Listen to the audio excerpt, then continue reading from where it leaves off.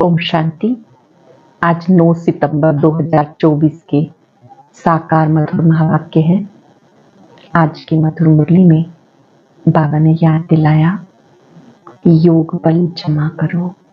योग बल से संस्कार श्रेष्ठ बनते हैं। तुम्हारे असली संस्कार ज्ञान और पवित्रता के हैं। इस समय आत्मा और परमात्मा का बहुत सुंदर मेला लगता है। गाया जाता, आत्मा परमात्मा अलग रहे बहुकाल, सुंदर मेला सज रहा जब सतगुरु मिला दलाल। इस समय बाबा आकर आत्माओं का मिलन अपने से कराते हैं। उन्हीं को सतगुरु कहा जाता है। जब किसी को आप समझाते हो तो बड़े प्यार से जवाब देना है। कोई बात नहीं आती तो कह देना है कि हमारी बड़ी बहन जी आएंगी, वो इस विषय पे समझाएंगी। अपनी बात को बता देना है, युक्ति से जवाब देना है। आप बाबा के पास मुक्ति, जीवन मुक्ति का वर्षा लेने आए हो। मुक्ति, जीवन मुक्ति आपका बर्थ राइट है। इस एक जन्म में मन वचन कर्म से पवित्र बनना है।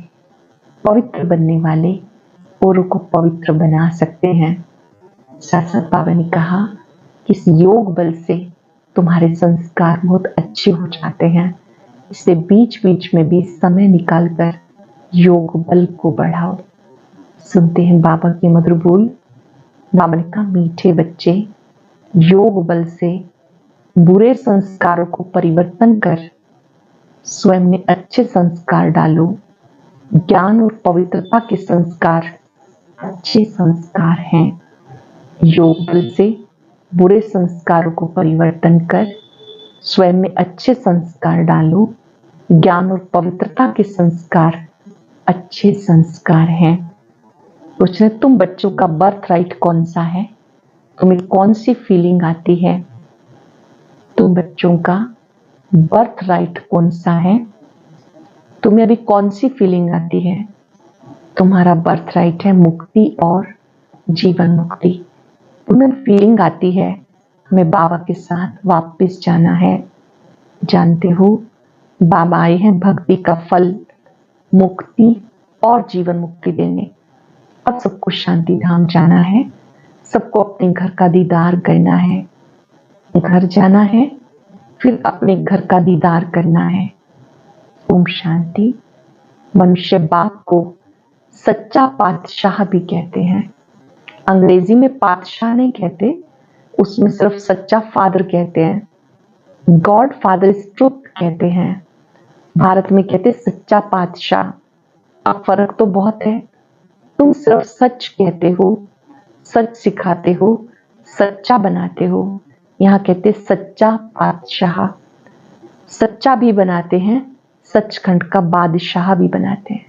ये सच्चा पातशाह हम सबको भी सच्चा रहना सिखाते हैं, सचखंड का बादशाह भी बनाते हैं। पातशाह की कमाल कि वो बादशाह बना देता है, स्वयं नहीं बनता। ऐसे सच्चे पातशाह को हम दिल से कहेंगे, जो आप सत्य मार्ग दिखाते हैं, जिस सचखंड में आप ले जाते हैं, हम उसके काबिल जरूर बनेंगे। ये तो योग बल है, बरोबर है। मुक्ति भी देते हैं और जीवन मुक्ति भी, जिसको भक्ति का फल कहते हैं। लिबरेशन और फ्रूशन, भक्ति का फल देते हैं। बाबा आते हैं, भक्ति का फल देते हैं, लिबरेट करते हैं। बच्चे जानते हमको दोनों देते हैं। लिबरेट तो सबको करते हैं, फल तुमको देते हैं। लिबरेशन और फ्रूशन, ये भी भाषा बनाई हुई है। बाबा आकर के हमें भक्ति का फल, जीवन मुक्ति देते हैं। बाबा ने कहा, भाषाएं तो बहुत है, शिव बाबा के भी नाम बहुत रखे हैं। कोई को उनका नाम शिव बाबा है, कह देते हैं हम तो उनको मालिक ही कहते हैं। वो तो मालिक कहते हैं। मालिक तो ठीक है, परंतु उसका भी तो नाम चाहिए ना। नाम रूप से न्यारी कोई चीज होती नहीं। मालिक भी कोई चीज का बनता है, नाम रूप तो जरूर है। अब तुम बच्चे जानते हो, बाप बरोबर लिबरेट भी करते हैं। फिर शांति धाम में सबको जरूर जाना है। अपने घर का दीदार सबको करना है। घर से आए हैं, पहले उसका दीदार करेंगे। 5 सेकंड के लिए घर को देखेंगे। लौकिक घर नहीं, पारलौकिक घर, जहां से हम ज्योति बिंदु सितारे आए हैं। परम धाम में चमकती हुई सब मणियां,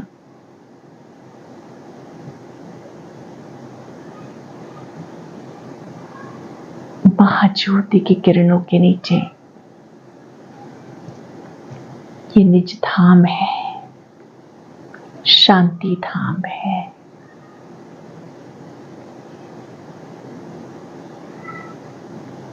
बाबा ने कहा घर का दीदार आप करते हो, घर से आए हैं तो पहले उसका दीदार करेंगे।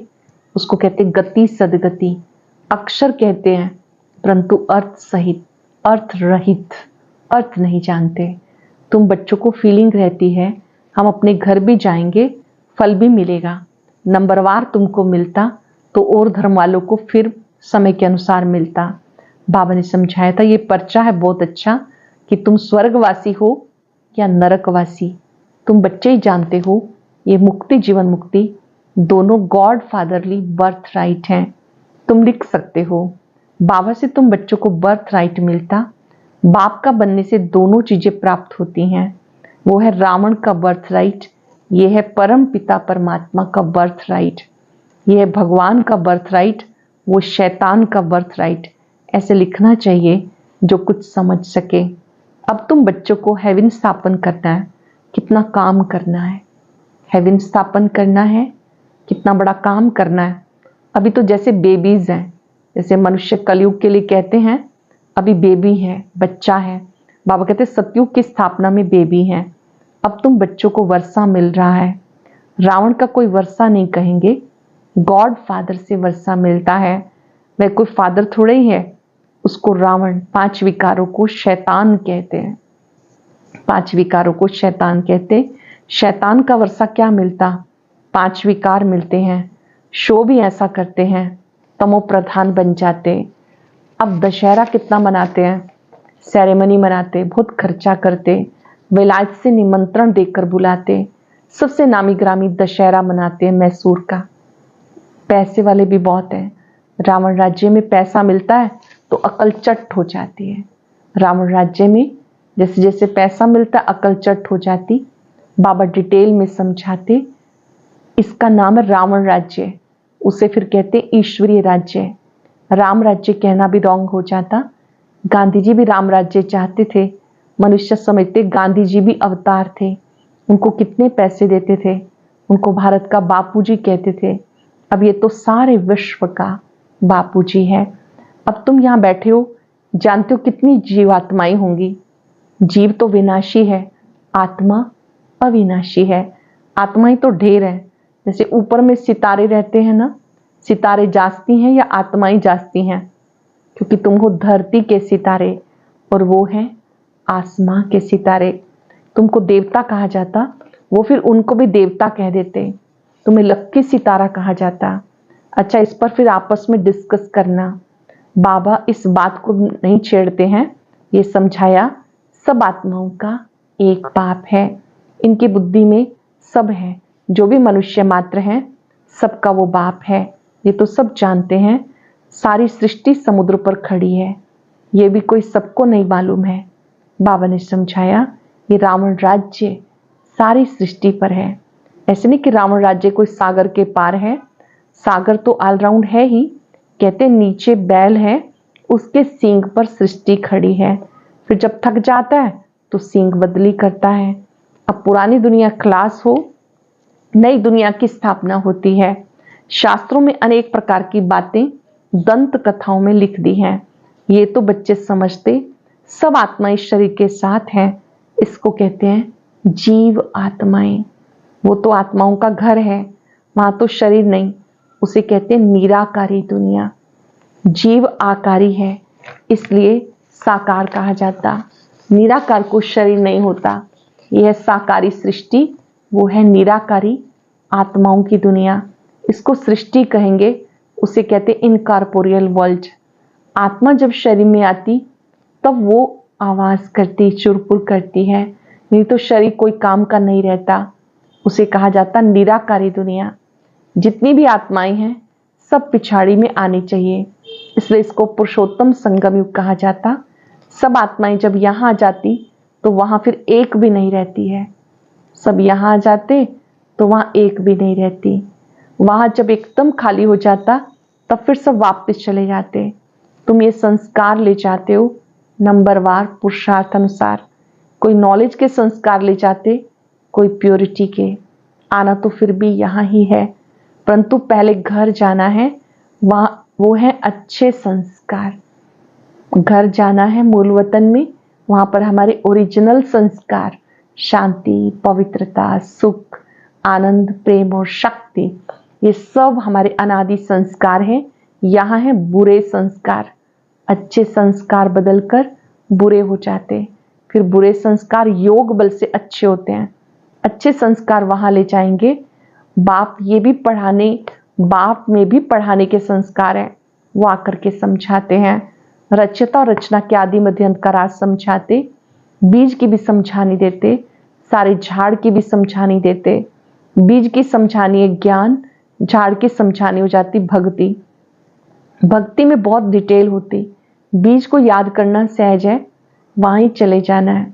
तमो प्रधान से सतो प्रधान बनने में थोड़ा समय लगता है, फिर सतो प्रधान से तमो प्रधान बनने में 5-4 वर्ष लगते हैं।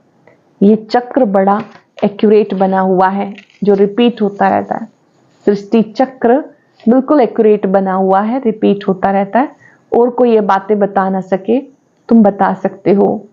आधा आधा किया जाता, आधा स्वर्ग आधा नरक, फिर उसका डिटेल भी बताते। स्वर्ग में जन्म कम, आयु बड़ी होती है। नरक में जन्म जास्ती, आयु छोटी होती है। वहां है रोगी, यहाँ है भोगी। वहां सतयुगी दुनिया में योगी होते हैं, यहाँ भोगी होते हैं या रोगी होते हैं कलयुगी दुनिया में।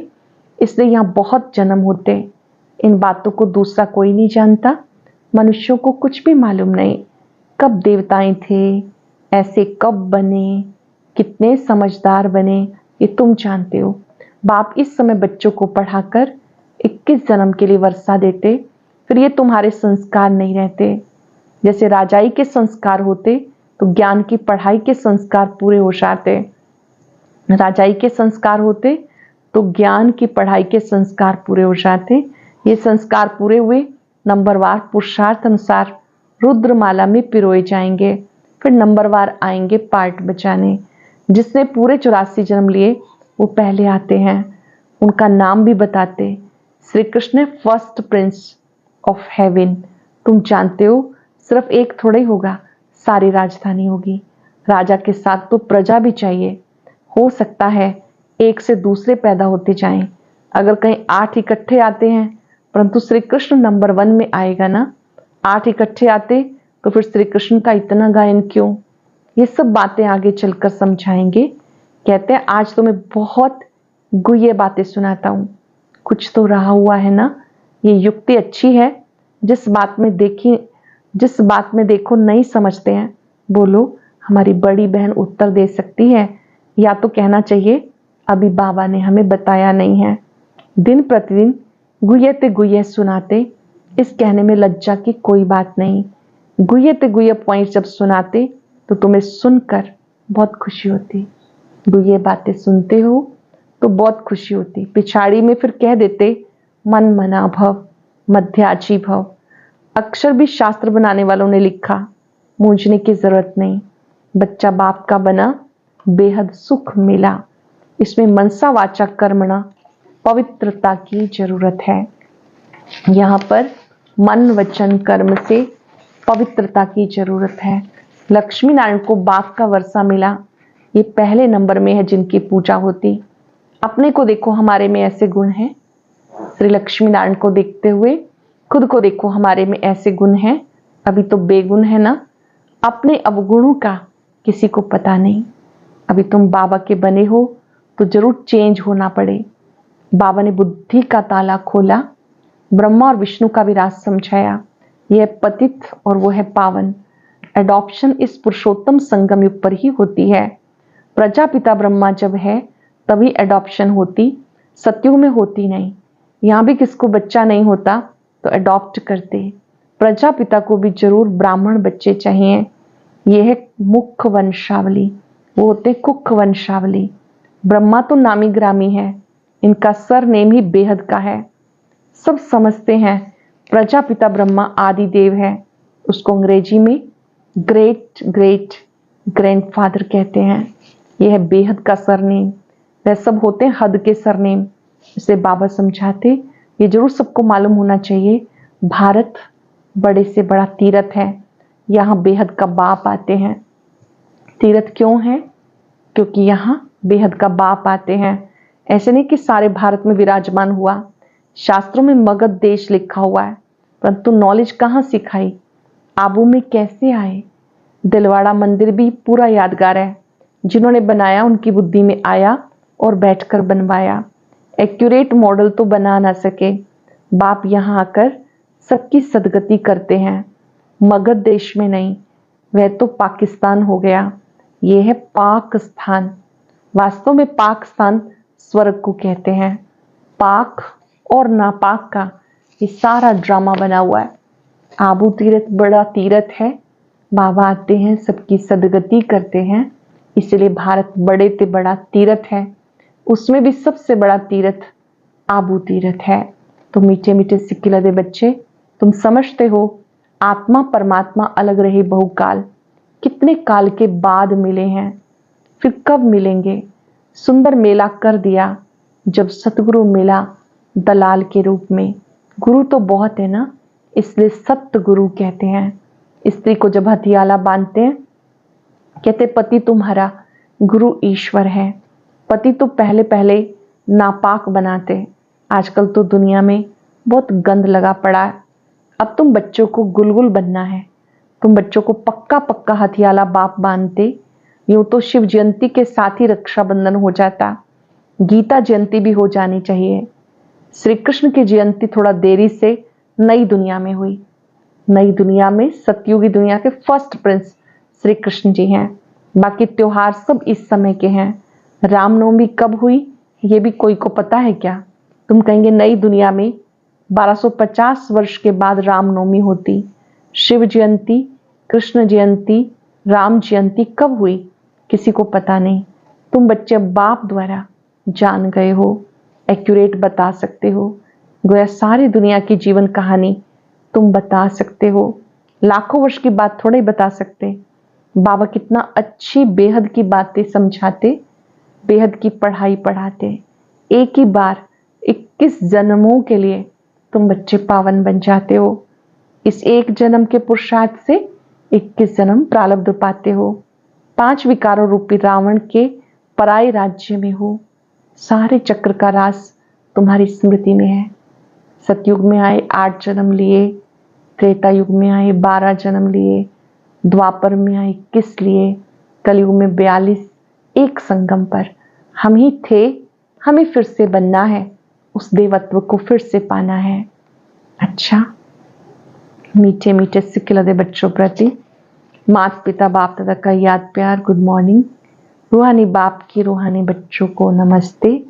रूहानी बच्चों की रूहानी बाप दादा को याद प्यार, नमस्ते, गुड मॉर्निंग। शुक्रिया बाबा, शुक्रिया। धारणा के लिए सार, पहली पॉइंट है, बेहद सुख का वर्षा प्राप्त करने के लिए मनसा वाचा कर्मणा पवित्र जरूर बनना है। अच्छे संस्कार योग बल से धारण करने हैं। अपने को गुणवान बनाना है। सदा खुशी में रहने के लिए बाबा जो रोज गुये गुये बातें सुनाते हैं, उन्हें सुनना और दूसरों को सुनाना है। किसी भी बात में मूंझना नहीं, युक्ति से उत्तर देना है, लज्जा नहीं करनी।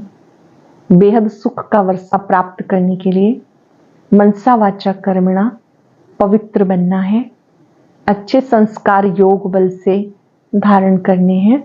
अपने को गुणवान बनाना है। सदा खुशी में रहने के लिए बाबा जो गुये गुये बातें सुनाते हैं, उन्हें सुनना और दूसरों को सुनाना है। किसी भी बात में मूंझना नहीं, युक्ति से उत्तर देना है, लज्जा नहीं करनी। वरदान है सुख स्वरूप बन। हर आत्मा को सुख देने वाले मास्टर सुखदाता भव, सुख स्वरूप बन, हर आत्मा को सुख देने वाले मास्टर सुखदाता भव। जो बच्चे सदा यथार्थ कर्म करते हैं, उस कर्म का प्रत्यक्ष फल खुशी और शक्ति मिलती है। उनका दिल सदा खुश रहता है। उन्हें संकल्प मात्र भी दुख की लहर नहीं आ सकती। संगम युगी ब्राह्मण अर्थात दुख का नाम निशान नहीं। संगम युगी ब्राह्मण अर्थात दुख का नाम निशान नहीं, क्योंकि सुखदाता के बच्चे हैं। ऐसे सुखदाता के बच्चे स्वयं भी मास्टर सुखदाता होंगे। वो हर आत्मा को सदा सुख देंगे, कभी ना दुख देंगे ना लेंगे। लेना ही नहीं है, हमारा काम है सुख देना। कोई दुख दे तो लो मत, अगर ले लेंगे जमा हो जाएगा, फिर वही दूसरों को दिया जाता है। इसलिए पहले से पक्का करेंगे, सुखदाता के बच्चे हैं, सुख स्वरूप हैं, सबको सुख देना है मन वचन कर्म से। जो बच्चे यथार्थ कर्म करते हैं, उस कर्म का प्रत्यक्ष फल खुशी और शक्ति मिलती है। उनका दिल सदा खुशी में नाचता है। उन्हें संकल्प मात्र भी दुख की लहर नहीं आ सकती। संगमयुगी ब्राह्मण अर्थात दुख का नाम निशान नहीं, क्योंकि सुखदाता के बच्चे हैं। ऐसे सुखदाता के बच्चे स्वयं भी मास्टर सुखदाता होंगे। वो हर आत्मा को सदा सुख देंगे, कभी भी ना दुख देंगे ना लेंगे। स्लोगन है मास्टर दाता बन, सहयोग स्नेह सहानुभूति देना। ये रहमदिल आत्मा की निशानी है। मास्टर दाता बन, सहयोग स्नेह सहानुभूति देना, रहमदिल आत्मा की निशानी है। आज हम सब याद रखेंगे, मैं सुख स्वरूप आत्मा हूं। संकल्पों में भी सबको सुख देना है। इस स्मृति में एकाग्र हो जाएं। मैं सुख सागर का बच्चा, सुख स्वरूप आत्मा हूं। मास्टर सुखदाता हूं। सुख स्वरूप आत्माएं सुख देकर सुखी होती है। यथार्थ कर्म की निशानी खुशी और शक्ति है। श्रीमत प्रमाण कर्म खुशी देते हैं, शक्ति देते हैं। सुख सागर से सुख की किरणें प्राप्त करें, दूर दूर तक फैलाएं। वायदा करें, मीठे बाबा आपकी तरह हम सबको सुख देंगे, किसी को भी दुख नहीं देंगे। बाबा से शक्ति लेते जाएं, सबको देते जाएं, सब सुखी हो जाएं। शुक्रिया बाबा, शुक्रिया। ओम शांति।